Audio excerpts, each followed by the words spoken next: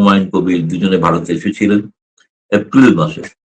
তখন যে বৈঠক হয়েছিল সেই বৈঠকের পর তারা আগ্রহ প্রকাশও করেছিলেন যে হ্যাঁ, প্রধানমন্ত্রী তারেক রহমান হয়তো ভারতে আসতে পারেন।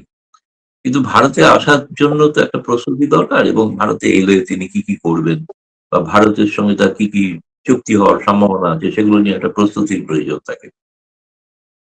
যেটা ভারতের তরফ থেকে প্রস্তাব দেওয়া হয়েছিল যে ভারত এবং বাংলাদেশের মধ্যে যে দ্বিপাক্ষিক যে ব্যবস্থাপনাগুলো আছে প্রায় ৭০টার উপরে, সেগুলোর এক একটি করে বৈঠক আগে করা হোক, এবং সেই বৈঠকের নির্যাস নিয়ে একটা দুদেশের পররাষ্ট্রমন্ত্রী পর্যায়ের একটা পরামর্শদাতা কমিটি আছে, জয়েন্ট কনসালটেটিং কমিটি বলা হয়, কমিশন, তার বৈঠক হোক। সেই বৈঠকের শেষে প্রধানমন্ত্রীর সফর চূড়ান্ত হবে। এটা স্বাভাবিক একটা প্রক্রিয়া। কিন্তু এই প্রক্রিয়াটা যখন জানানো হয়, সেটা ভারত সরকার ঘোষণাও করেছিলেন প্রকাশ্যে। কিন্তু আমরা যেটা দেখলাম এই ব্যবস্থাপনার মধ্যে তারেক রহমান সরকার কিন্তু সেই যৌথ ব্যবস্থাপনার কমিটিগুলোর বৈঠক নিয়ে বিশেষ আগ্রহ দেখাচ্ছেন না। এবং ভারত সরকারের তরফ থেকে বলা হয়েছিল যে তারা প্রস্তুত আছেন যে কোনো দিন যে কোনো বিষয়ে বৈঠকের জন্য। কিন্তু কেন তারেক রহমান সরকার সেই ব্যবস্থাপনার বৈঠকগুলো করছেন না, যার মাধ্যমে যার চূড়ান্ত পরিণতিতে শীর্ষস্তরের সফর হয়ে থাকে। আগের প্রধানমন্ত্রীদের সফরগুলোও যদি লক্ষ্য করো, দেখবে যে এই ধরনের নানা ধরনের প্রস্তুতি, প্রাক প্রস্তুতি একটা থাকে। আমরা দেখলাম খালি গঙ্গা পানি চুক্তি নিয়ে যে কমিটি, যৌথ নদী কমিশন তো নয়, কিন্তু আমি যেটা শুনেছি সেটা হচ্ছে যে, যেটা দেখলাম সেটা হচ্ছে যৌথ নদী কমিশনের অধীনে যে কারিগরি কমিটি, টেকনিক্যাল কমিটি, তারা প্রথম বৈঠক করলেন, এবং সেই বৈঠকটা করলেন ফারাক্কা এবং কলকাতায়, যেখানে তারা পানির মাপও নিয়েছিলেন। কিন্তু সেই সময়টা হচ্ছে দেরি হয়ে গেছে। সময়টা দেরি এই কারণেই যে পানির বন্টনটা হয়ে থাকে শুখা মরশুমের জন্য। শুখা মরশুম বলতে বোঝায় জানুয়ারি থেকে মে মাস। কিন্তু মে মাসের শেষ সপ্তাহে এসে যদি বৈঠক হয়, তার আগে একটা ইউনিট সরকারের আমাদের বৈঠক হয়েছিল, হয়নি যে তা না। কিন্তু আরো একটা বৈঠকের প্রয়োজনীয়তা ছিল, সেই বৈঠকগুলো কিন্তু হয়নি।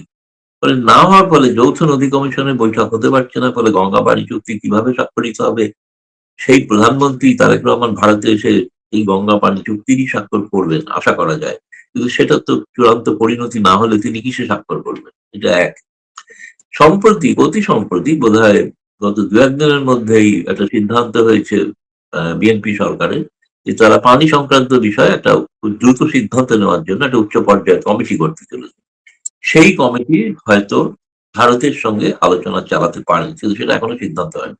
দ্বিতীয় গুরুত্বপূর্ণ বৈঠক দেখলাম যে বিজেপি এবং বিএসএফ এর মধ্যে হয়েছে সীমান্ত নিয়ে, যে এখন বর্তমানে একটা অচল অবস্থা আছে, পুশব্যাক পুশিং নিয়ে বিতর্ক দেখা দিয়েছে, তার সমাধানের জন্য একটা মূলত বৈঠক হয়েছিল। কিন্তু বাকি যে নিরাপত্তা সংক্রান্ত বাণিজ্য বিষয়, বাণিজ্যটা অত্যন্ত জরুরি, সেগুলোর বিষয়ে কোনো বৈঠক হচ্ছে না।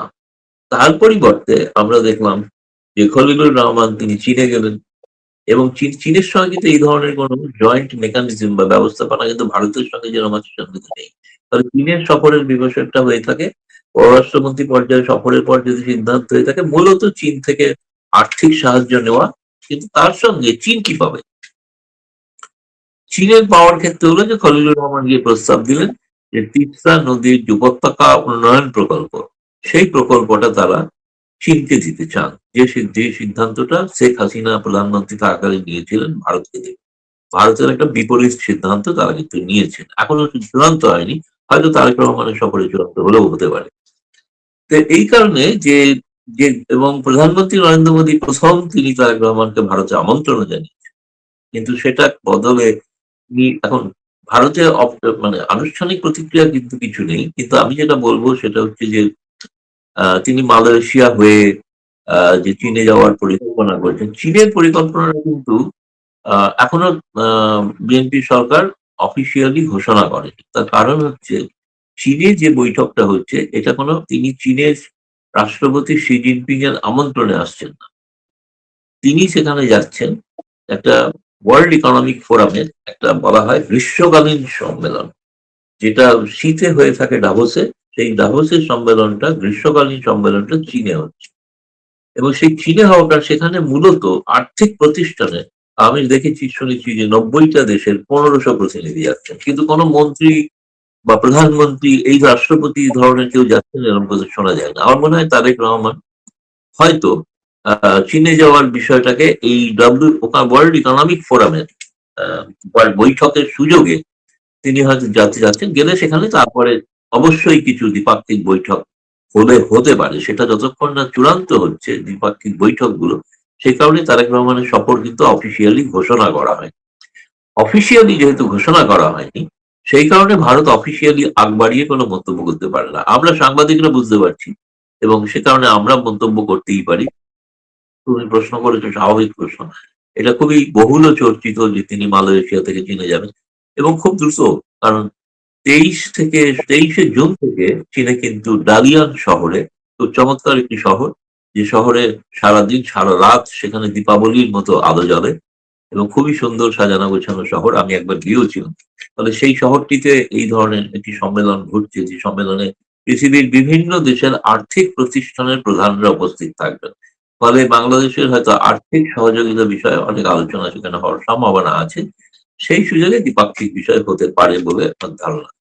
হ্যাঁ, বলো। দিল্লিতে প্রধানমন্ত্রীর উপদেষ্টা জাহেদুর রহমানকে 2 ঘন্টা বসিয়ে রাখার জন্য ঢাকার ভারতীয় দূতকে তলব করেছিল বাংলাদেশ। তারেক রহমান বুঝিয়ে দিচ্ছেন কারো দাদাগিরি সহ্য করা হবে না। তারেক রহমান কি ভারতকে কোনো বার্তা দিল? আপনার বিশ্লেষণ কি বলছে?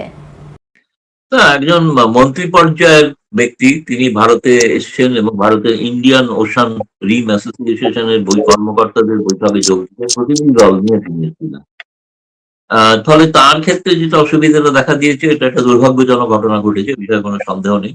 কিন্তু আমার পরবর্তীকালে আমি বিস্তারিত পরে ব্যাখ্যা করব। তার আগে বলি যে এই বিষয়টাকে নিয়ে বাংলাদেশ পরবর্তীকালে কিন্তু আর বিষয়টাকে আর কোনো তিক্ততার পর্যায়ে, এটাকে দুই দেশের আহ দ্বিপাক্ষিক সম্পর্কের ক্ষেত্রে এটাকে কোনো ইস্যু তৈরি করছে না।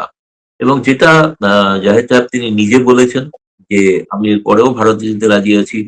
আমি অবশ্যই এই এই ঘটনাটার কারণে দুই দেশের সম্পর্কে কোনো প্রভাবও পড়বে না এবং ভারত এবং বাংলাদেশের মধ্যে বাণিজ্যিক সম্পর্ক উন্নয়ন করার অনেক সম্ভাবনা আছে। এমন ইঙ্গিত দিয়েছিলেন যে এই সম্মেলনটার উপর নির্ভর করছিল প্রধানমন্ত্রী তারেক রহমানের সম্ভাব্য ভারত সফর। কারণ এটা কর্মকর্তাদের বৈঠকের পর সিদ্ধান্ত হয় যে এই সম্মেলনটা তারপরে শিখর পর্যায়ে হয়। শিখর পর্যায়ে বলতে যেখানে প্রধানমন্ত্রী রাষ্ট্রপতিরা যান। বাংলাদেশেও আগে হয়েছে, শেখ হাসিনার সময় দেখেছি হয়তো। আমাদের পররাষ্ট্রমন্ত্রী জয়শঙ্কর গিয়েছিলেন, প্রধানমন্ত্রী জানে, কিন্তু খুবই উচ্চ গুরুত্বপূর্ণ একটা বৈঠক। আচ্ছা, এবার মানে প্রশ্নই যখন হচ্ছে তখন এটা সকলের জ্ঞাতার্থেই বলি যে উনি একজন মন্ত্রী পর্যায়ের ব্যক্তি হওয়া সত্ত্বেও কূটনৈতিক পাসপোর্ট নেননি। তো কূটনৈতিক পাসপোর্ট হলে এই জটিলতা হয়তো হতো না। কূটনৈতিক পাসপোর্টে ভারতের প্রধানমন্ত্রী নরেন্দ্র মোদী তিনি প্রধানমন্ত্রী হওয়ার পর আমেরিকা সফর করেছেন। তার আগে তার বিরুদ্ধে নিষেধাজ্ঞা ছিল। সাধারণ পাসপোর্ট নিয়ে গেলে তিনি যেতে পারতেন। তো এখন সেই রকম ইনি যে তার যে পাসপোর্টটি ছিল, সেই পাসপোর্টটি অর্ডিনারি পাসপোর্ট বলা হয়, নাগরিকদের যে পাসপোর্ট থাকে তাই। কিন্তু সেই পাসপোর্টটি আমাদের পররাষ্ট্র মন্ত্রণালয় থেকে ব্ল্যাকলিস্ট করা ছিল, যেহেতু তিনি দীর্ঘদিন ধরে যখন তিনি সাংবাদিকতা করছিলেন সেই সময় তিনি প্রচুর ভারত বিরোধী মন্তব্য করেছিলেন, যে কারণে তাকে অবাঞ্ছিত ব্যক্তি ঘোষণা করা হয়েছিল। যে কারণে সেই পাসপোর্ট নিয়ে আসার পর তাকে আটকে দেওয়া হয়েছিল। কিন্তু তিনি এসেছিলেন সার্ক ভিসা নিয়ে। সার্কের ভিসা দুটো আছে। সার্কের অনেক সাংবাদিকরা ভিসা পেয়ে থাকে।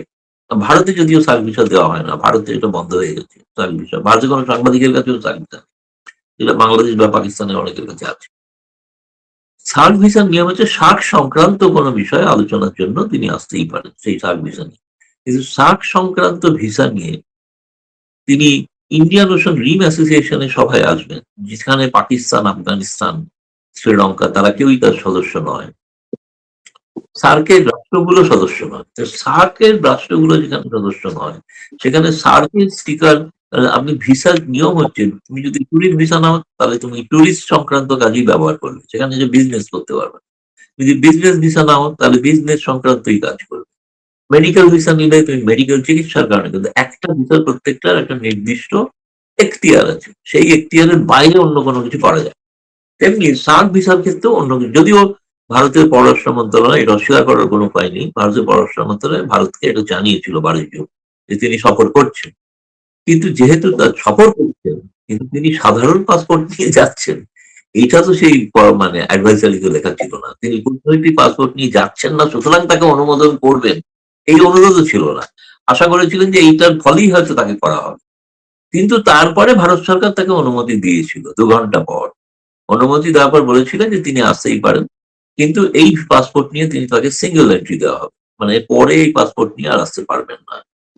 এখন তিনি অপমানিত বোধ করেছেন। ৩ মন্ত্রী তিনি ভেবেছিলেন তাকে লাল কার্পেট অভ্যর্থনা জানানো হবে। তা হয়নি। ফলে স্বাভাবিক তিনি রুষ্ট হয়েছিলেন।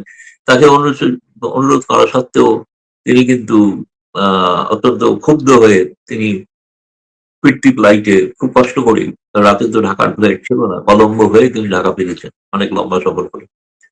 কিন্তু তার প্রতিনিধি দল প্রত্যেকে কিন্তু ওই সম্মেলনে অংশগ্রহণ করেছে। তো সেটা নিয়ে কিন্তু জটিল। আমার মনে হয় এই বিষয়টা ভবিষ্যতে আর কোনো তিক্ততা যাবে না। ভুল বোঝাবুঝি যদি হয়ে থাকে সেটা অবসান ঘটবে। সেটা হয়তো জাভেদ সাহেব নিজেও বুঝেছেন। তিনিও নিশ্চয়ই এটার ত্রুটি সংশোধনী করে নেবেন আসলে। জোর করে যদি তিনি বলেন না আমি ওই অর্ডিনারি পাসপোর্ট নিয়েই যাব, তাহলে যে প্রশ্নটা হয় সংঘাতের প্রশ্ন। কিন্তু সেটা মনে হয় না এরপরে আর জটিলতা হবে। এবার আপনাকে শেষ প্রশ্নটি করতে চাই। সাবেক প্রধানমন্ত্রী শেখ হাসিনার সাক্ষাৎকার আপনি নিয়েছিলেন। শেখ হাসিনা বারবার বলেছেন তিনি দ্রুতই দেশে ফিরবেন। সবশেষ শেখ হাসিনা দেশে ফেরার ব্যাপারে আওয়ামী লীগের প্রস্তুতি কতটা এগিয়েছে? আর স্থানীয় সরকার নির্বাচনে আওয়ামী লীগ কি অংশগ্রহণ করবে? আওয়ামী লীগের শীর্ষ নেতারা কি ভাবছে? ধারণা মানে যেটা হচ্ছে যে বর্তমানে বাংলাদেশের সাধারণ মানুষের যে দৈনন্দিন জীবনের যে দুর্বিষহ শোচনীয় অবস্থা, দ্রব্যমূল্য বৃদ্ধি থেকে শুরু করে আহ কর্মচ্যুতির ঘটনা, শিল্প উৎপাদন প্রায় বন্ধ, দুদেশের বাণিজ্য সংক্রান্ত বিষয়ে অনেক জটিলতা রয়েছে। ফলে মানুষের অভাব অভিযোগ চরমে, তার সঙ্গে সাধারণ স্বাস্থ্য যেটা বলা হয়, স্বাস্থ্যর অবস্থা খুবই খারাপ। বিশেষ করে এই ধরনের চিন্তনীয় বিষয় যে হামের মতো একটা রোগে শয়ে শয়ে শিশু মারা যাচ্ছে। ফলে মানুষ ক্ষুব্ধ। মানুষ বুঝতে পারছেন এই সরকার যথাযথ ব্যবস্থা নিতে পারেনি। সেই মানুষের যে অভাব অভিযোগ, সেটাকে কেন্দ্র করে তারা আওয়ামী লীগের বিভিন্ন স্তরের নেতৃবৃন্দকে বা কর্মী যারা আছেন বাংলাদেশে তাদের নির্দেশ দিয়েছেন যে তারা যেন সম্ভব যতটা পারেন মানুষের পাশে থাকার জন্য তারা তাদের সেই প্রতিবাদ যেন তারা করেন। এবং সেই প্রতিবাদের জন্য ধীরে ধীরে আমরা লক্ষ্য করছি যে আগের তুলনায় মিছিল, বিক্ষোভ মিছিল এগুলো কিন্তু বাড়ছে। কোথাও কোথাও বেশ বড় আকারের মিছিল হচ্ছে। মানুষ নামতে শুরু করেছে। এখন এই নামাটার পরিণতিতে শেষ পর্যন্ত যদি এটা